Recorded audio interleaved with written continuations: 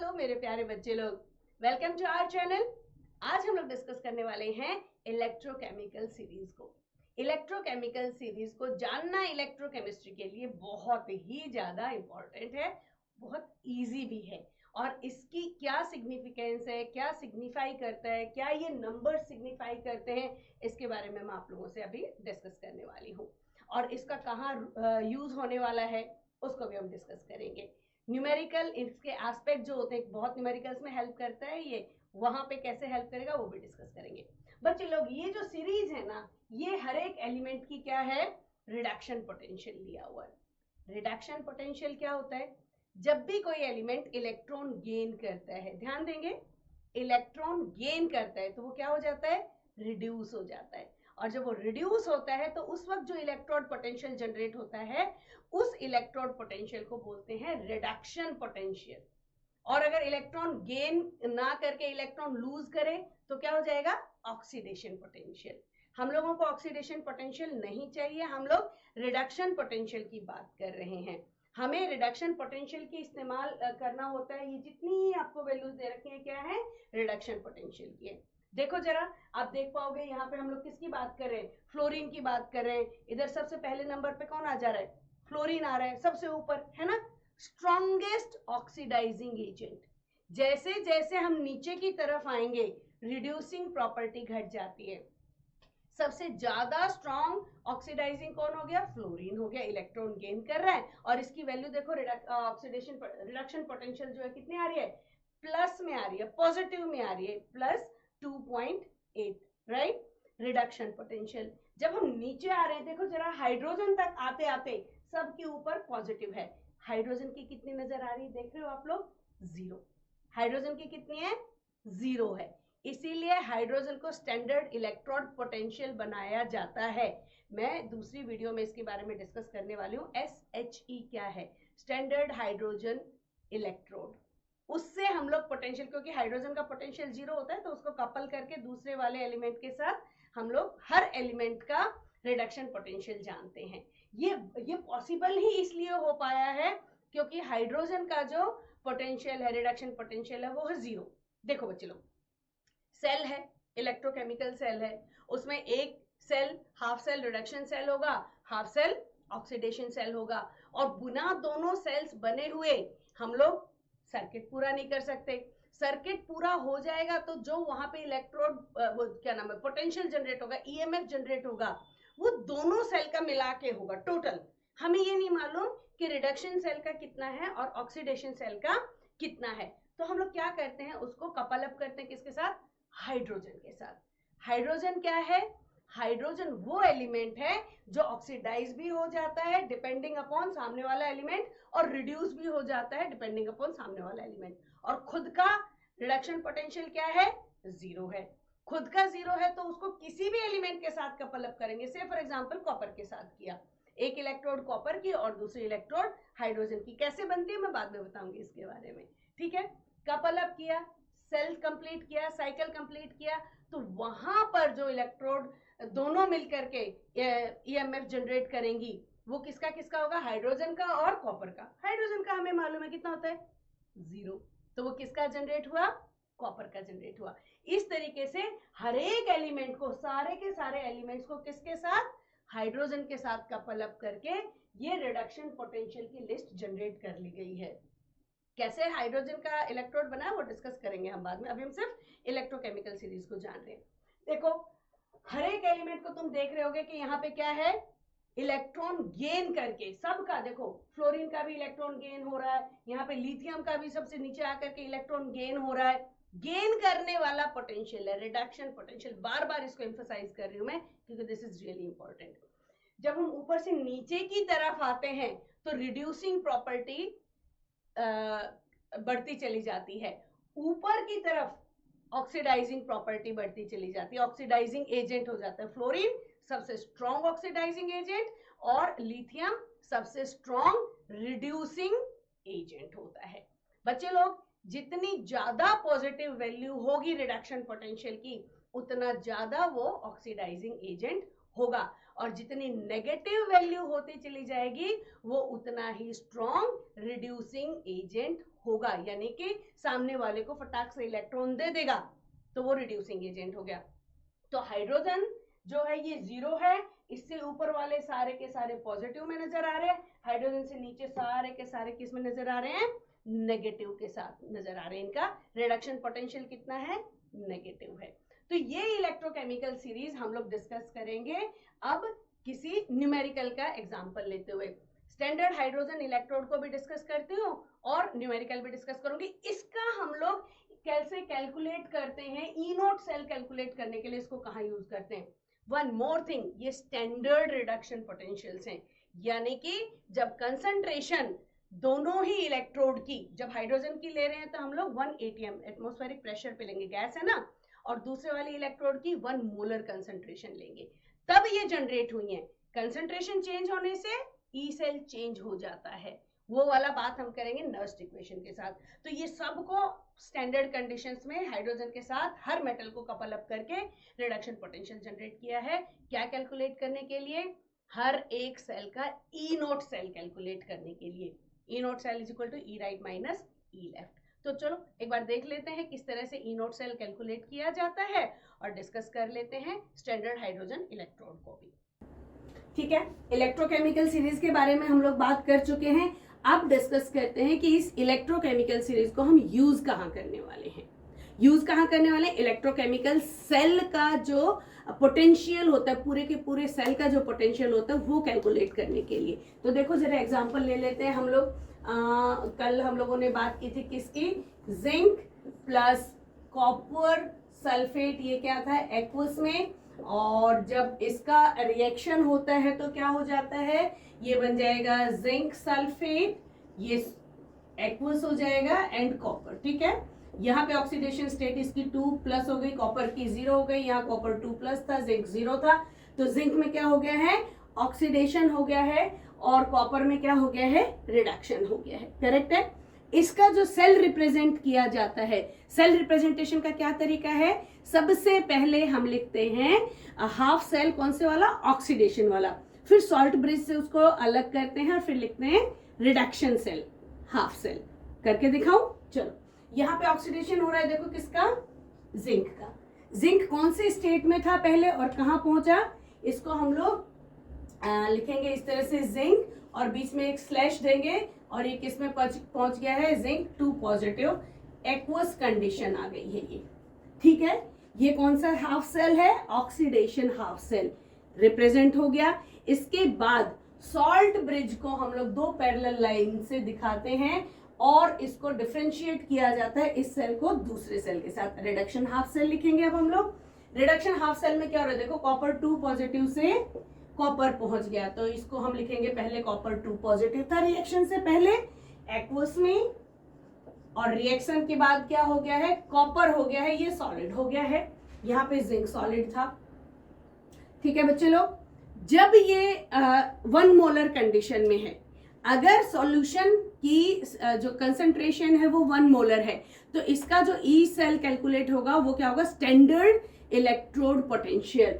अगर ये 1 मोलर है और ये भी 1 मोलर है, तो अब इसका जो स्टैंडर्ड इलेक्ट्रोड पोटेंशियल कैलकुलेट किया जाएगा, ई नोट सेल, ई नोट सेल, ये स्टैंडर्ड ईएमएफ हो जाता है, ये हो जाएगा आपका ई right minus E left. Reduction potential, जो अभी मैंने इलेक्ट्रोकेमिकल सीरीज की बात की, वहां से रिडक्शन पोटेंशियल की वैल्यूज लेंगे, कौन से वाले की, राइट सेल की। राइट में कौन है, देखो जरा, ये रहा हमारा RHS, यानी कि जिसमें रिडक्शन हो रहा है। लेफ्ट में कौन है हमारा, जिसमें ऑक्सीडेशन हो रहा है। देखो जरा इलेक्ट्रोकेमिकल सीरीज देखो, इलेक्ट्रोकेमिकल सीरीज में कॉपर 2 पॉजिटिव का रिडक्शन पोटेंशियल चेकआउट करो, पॉजिटिव में है, बिल्कुल है, हाइड्रोजन से ऊपर आता है, और क्या है इसकी वैल्यू 0.34 है ना,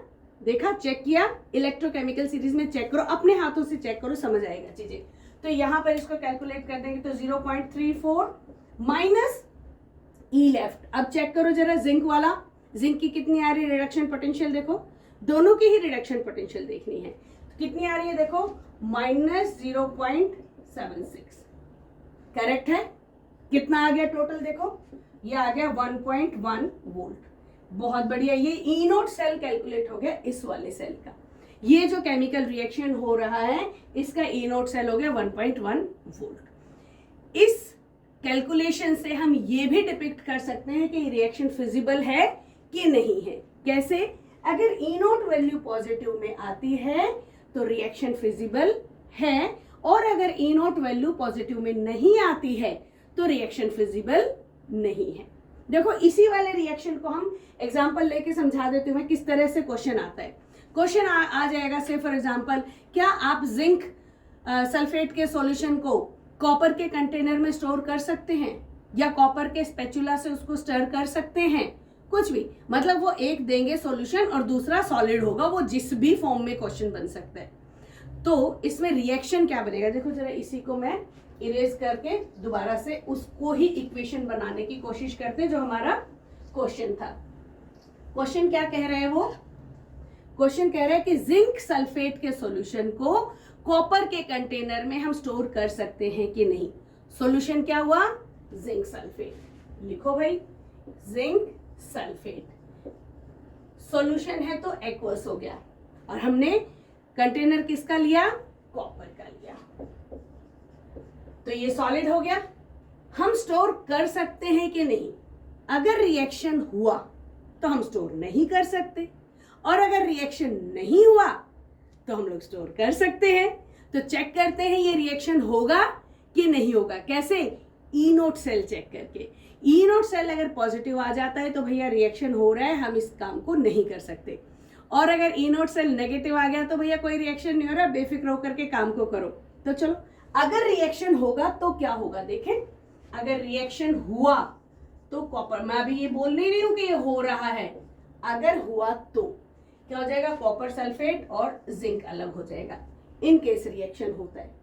तो इसके सेल को हम लोग रिप्रेजेंट कर लेते हैं। चलो, ये क्या हो रहा है? ये 2 पॉजिटिव से 0 पे जा रहा है जिंक, और कॉपर 0 से 2 पॉजिटिव, यानी कि ऑक्सीडेशन किस में हो रहा है? कॉपर में। तो पहला सेल कौन सा हो जाएगा?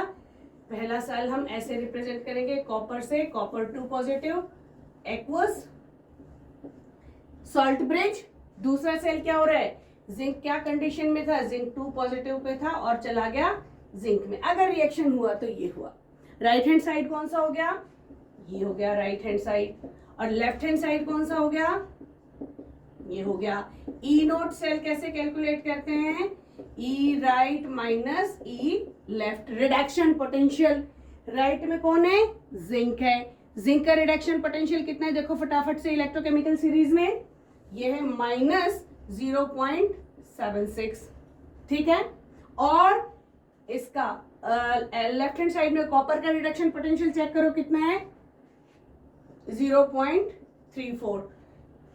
आंसर तो माइनस में आ रहा है बच्चे लोग। अगर माइनस में आ रहा है तो reaction is not feasible, reaction नहीं होगा। और रिएक्शन नहीं होगा तो can we store zinc sulphate in copper container? Yes, we can store zinc sulphate solution in copper container, because reaction नहीं होगा। ई नोट वैल्यू ने हमारे को बता दिया। और उल्टा होता तो can we store copper sulphate in zinc container? बिल्कुल भी नहीं। रिएक्शन क्या हो रहा था? पॉजिटिव 1.1 वोल्ट आ रहा था। तो इसको इस तरह के क्वेश्चंस भी आते हैं, तो यहाँ पे आप कैलकुलेट करके बता सकते हो। ई नोट वैल्यू कैलकुलेट करो और बताओ रिएक्शन होगा कि नहीं होगा। हुआ तो पॉजिटिव, नहीं हुआ तो नेगेटिव। ये हो गया हमारा इलेक्ट्रोकेमिकल सीरीज और उसका यूज ई नोट सेल कैलकुलेट करने में। अब इलेक्ट्रोकेमिकल सीरीज में जो मैंने आपसे डिस्कस भी किया है कि हाइड्रोजन का जो इलेक्ट्रोड पोटेंशियल है वो 0 है, उसको स्टैंडर्ड इलेक्ट्रोड पोटेंशियल लेकर के स्टैंडर्ड इलेक्ट्रोड बना करके बाकी सारे एलिमेंट्स के साथ रिएक्ट करके बनाया जाता है। कैसे देखते हैं जरा, उसके बारे में भी बात कर लेते हैं। स्टैंडर्ड हाइड्रोजन इलेक्ट्रोड, SHE भी बोलते हैं उसको। क्या बोलते हैं? SHE। क्योंकि जब भी कोई इलेक्ट्रोकेमिकल सेल होगा तो उसमें 2 हाफ सेल होंगे, और उसका हम लोग उस पूरे के पूरे सेटअप का तो पोटेंशियल निकाल सकते हैं, EMF निकाल सकते हैं, लेकिन वहां पे इंडिविजुअल कौन से एलिमेंट की कितनी वो है इलेक्ट्रोड पोटेंशियल वो नहीं पता चल सकता। दोनों का इकट्ठा होकर पता चल जाएगा। तो हाइड्रोजन को लिया गया स्टैंडर्ड इलेक्ट्रोड बनाया गया। क्यों? क्योंकि इसका रिडक्शन पोटेंशियल कितना है? 0 है। ये हर एक के साथ रिएक्ट भी कर लेता है, इसमें ऑक्सीडेशन भी हो जाता है, इसमें रिडक्शन भी हो जाता है। तो इसको इलेक्ट्रोड कैसे बनाए भाई? ये तो गैस है, चलो बनाते हैं। इसके लिए क्या ले लिया गया? एक ट्यूब ले ली गई, हार्ड ग्लास की ट्यूब ले ली गई और उसको बंद भी कर दिया गया, बहुत स्ट्रांगली टाइटली बंद कर दिया गया। और इसके अंदर क्या भर दिया गया? Hydrogen gas. कहाँ पे? 1 एटमॉस्फेरिक प्रेशर पे, क्योंकि हम क्या बना रहे हैं? स्टैंडर्ड इलेक्ट्रोड बना रहे हैं, जिससे कि हम स्टैंडर्ड रिडक्शन पोटेंशियल्स कैलकुलेट कर सके। अब भैया इसको कनेक्ट कैसे करें? कंडक्टर भी तो होना चाहिए, तभी तो ऑक्सीडेशन रिडक्शन होगा। तो कंडक्टर के लिए क्या किया गया? इसमें किसी की हेल्प ली गई। कोई मेटल ऐसा हो जो कंडक्ट कर दे हाइड्रोजन के इलेक्ट्रॉन्स को, अपनी हिस्सेदारी ना दिखाए। तो इसमें इनर्ट मेटल्स काम कर सकते हैं, जैसे प्लेटिनम हो गया, जैसे गोल्ड हो गया। ये क्योंकि खुद रिएक्ट नहीं करते हैं, लेकिन तो यहाँ पे जो वायर चाहिए हम लोगों को, वो किसका वायर हो जाएगा? प्लेटिनम का हो जाएगा। कि भैया हम हिस्सेदारी नहीं ले रहे हैं, ये जो इलेक्ट्रॉन गेन या लूज हो रहे हैं ना, ये हाइड्रोजन के हो रहे हैं, हमारे नहीं हो रहे। अब ये हो गई स्टैंडर्ड इलेक्ट्रोड तैयार। इसको किसी भी दूसरे हाफ सेल के साथ कपल अप किया जा सकता है। कैसे? देखो, कोई भी दूसरा हाफ सेल ले लो, से फॉर एग्जांपल हम कॉपर का ही ले लेते हैं। कॉपर को किस में डालेंगे? कॉपर के एक इलेक्ट्रोड बनाएंगे और यहाँ पे सॉल्यूशन क्या होगा? कॉपर सल्फेट का अपना ही सॉल्यूशन होगा, और इसको इसके साथ कर देंगे कनेक्ट, और ये सॉल्यूशन क्या होगा? 1 मोलर होगा, क्योंकि हमें स्टैंडर्ड रिडक्शन पोटेंशियल कैलकुलेट करना है। तो कंसंट्रेशन 1 मोलर होगी, 298 केल्विन टेम्परेचर होगा। अब यहां पर हम लोग कैलकुलेट कर सकते हैं किसको भला? ईएमएफ को, इसके को। अब आसानी से हो जाएगा। अब जो भी वैल्यू आएगी इन दोनों की कपल अप होके आएगी, लेकिन ये जो वैल्यू होगी, जब कॉपर है तो कितने आने वाले? 0.34 आने वाली है, क्योंकि हाइड्रोजन की हिस्सेदारी 0 है। तो इस तरीके से हाइड्रोजन को अलग अलग मेटल्स के साथ कपल अप किया गया और सबकी रिडक्शन पोटेंशियल को नोट डाउन किया गया और सीरीज बना दी गई हम लोगों की मदद के लिए, जिससे कि हम इलेक्ट्रोड पोटेंशियल्स कैलकुलेट कर सकते हैं, स्टैंडर्ड ई नोट हम लोग कैलकुलेट कर सकते हैं। क्या हो अगर कंसंट्रेशन 1 मोलर ना हो? उस केस में एक और हेल्प आई किसकी? नर्स्ट इक्वेशन की। Nernst equation E cell calculate करता है जब जो कंसंट्रेशन सॉल्यूशन की है वो 1 मोलर ना होकर के कुछ भी है, कुछ भी कंसंट्रेशन है, उस केस में हम लोग पोटेंशियल जो है कैलकुलेट कर सकते हैं किसी भी सेल का, कि वो कितना जनरेट कर रहा है। तो नर्स्ट इक्वेशन अभी नहीं, अगली वीडियो में देखेंगे। अगली वीडियो में डिस्कस करती हूँ आप लोगों के साथ नर्स्ट इक्वेशन को। बच्चे लोग बने रहना, डिस्क्रिप्शन में ना आपको इसी टॉपिक के 20 MCQs मिल जाएंगे। सभी की सभी वीडियोस के डिस्क्रिप्शन को जरूर खोल के देखना, आपको MCQs मिलेंगे विद आंसर्स। तो आप पहले कॉन्सेप्ट क्लियर कर लो, उसके बाद MCQs सॉल्व करो। कोई चीज समझ में नहीं आती है तो मुझे कमेंट करके जरूर बताओ। कमेंट करके बताओगे तो मैं आपकी हेल्प कर सकती हूँ, हेल्प करने की जरूर कोशिश करूंगी। तो डिस्क्रिप्शन खोलना मत भूलना, आपकी बहुत हेल्प होगी IIT JEE के लिए। तो बच्चे लोग मिलते हैं अगली वीडियो में नर्स्ट इक्वेशन के साथ, जब हम लोग ई सेल कैलकुलेट करना सीखेंगे। तब तक के लिए आप लोग पढ़ते रहो। Stay healthy, stay happy and good bye.